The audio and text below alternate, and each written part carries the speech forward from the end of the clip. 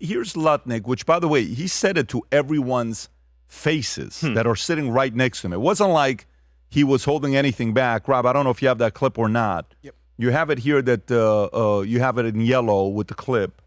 You know what I'm talking about? On is this it? Yep. Go for it. Okay. We are in Davos at the World Economic Forum. And the Trump administration and myself, we are here to make a very clear point. Globalization has failed the West and the United States of America. It's a failed policy. It is what the WEF has stood for, which is export, offshore, far shore, find the cheapest labor in the world, and the world is a better place for it. The fact is, it has left America behind. It has left the American workers behind. And what we are here to say is that America First is a different model, one that we encourage other countries to consider, which is that our workers come first. We can have policies that impact our workers. Sovereignty is your borders. You're entitled to have borders. You shouldn't offshore your medicine. You shouldn't offshore your semiconductors. You shouldn't offshore your entire industrial base and have it be hollowed out beneath you. You should not be dependent for that which is fundamental to your sovereignty on any other nation. And if you're going to be dependent on someone, it darn well better be your best allies. Okay? And so that is a different way of thinking. It is completely different than the WEF. I viewed the WEF as not a flagpole in the middle, but in fact, they are the flag. Whichever way the wind blew, so it blew. You should have solar, you should have wind. Why are you going to do solar and wind? Why would Europe agree to be net zero in 2030 when they don't make a battery? Mm-hmm. They don't make a battery. So if they go 2030, they are deciding to be subservient to China, who makes the batteries. By the way, he says this yesterday. Trump comes out today. Did you hear what he said about windmills in China? No more. Yeah, go ahead and play this clip, Rob, about Trump talking about windmills in China. I just sent it to you. Trump comes out and says the only person winning of buying windmill is China.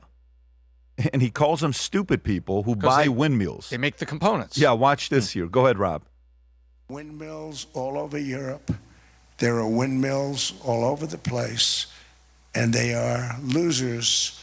One thing is that the more windmills a country has, the more money that country loses, and the worse that country is doing. China makes almost all of the windmills. And yet I haven't been able to find any wind farms in China. Did you ever think of that? It's a good way of looking at it. They're smart. China's very smart. They make them, they sell them for a fortune. They sell them to the stupid people that buy them. But they don't use them themselves. They put up a couple of big wind farms, but they don't use them. They just put them up to show people what they could look like. They don't spin. They don't do anything. They use a thing called coal, mostly. But China goes with the coal. They go with oil and gas.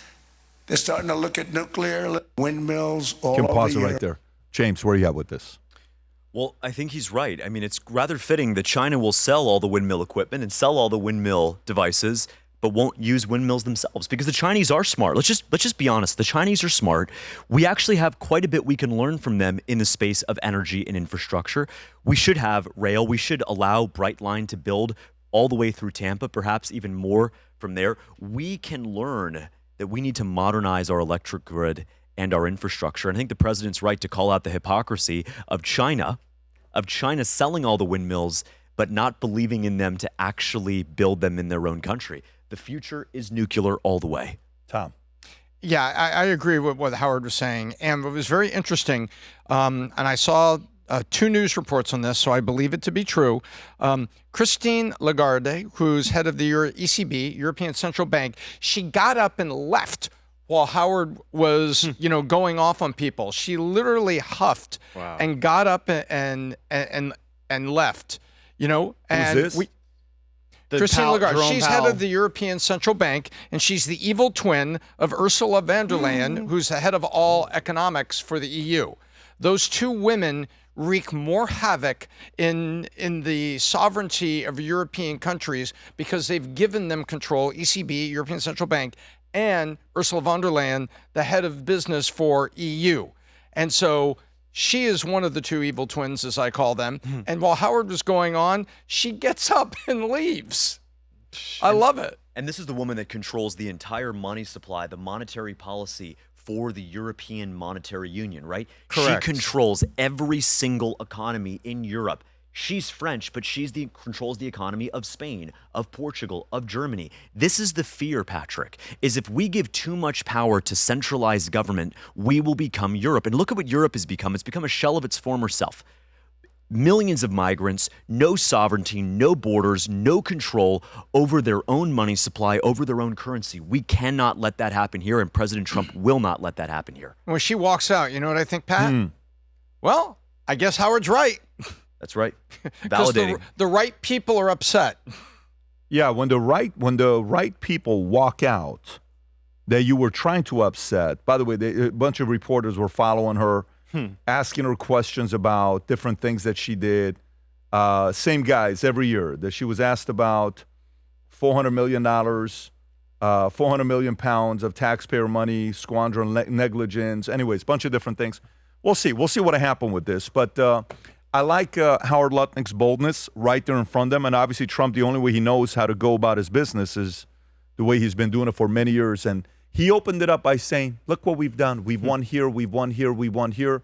Call that Europe. I don't like the fact that you're losing. You're not looking good. You're not recognizable. Go ahead, Rob.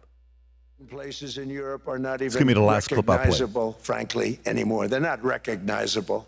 And we can argue about it, but there's no argument. Friends come back from different places. I don't want to insult anybody and say I don't recognize it. And that's not in a positive way. That's in a very negative way. And I love Europe, and I want to see Europe go good, but it's not heading in the right direction. Certain places in Europe are not even recognizable. You can pause it frankly, right there. anymore. It's just a repeat. Yeah. So again, by the way, on the way there, apparently their flight had issues. Air Force One had to turn around, come back in. They had electric issues. The lights were turning off.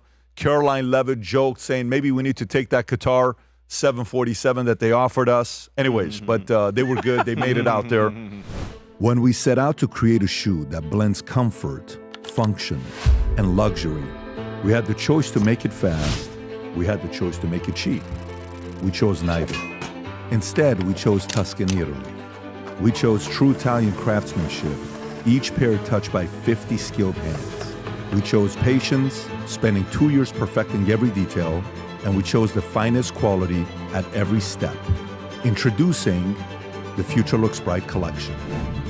Not rushed, not disposable, not ordinary. Rather, intentional, luxurious, timeless.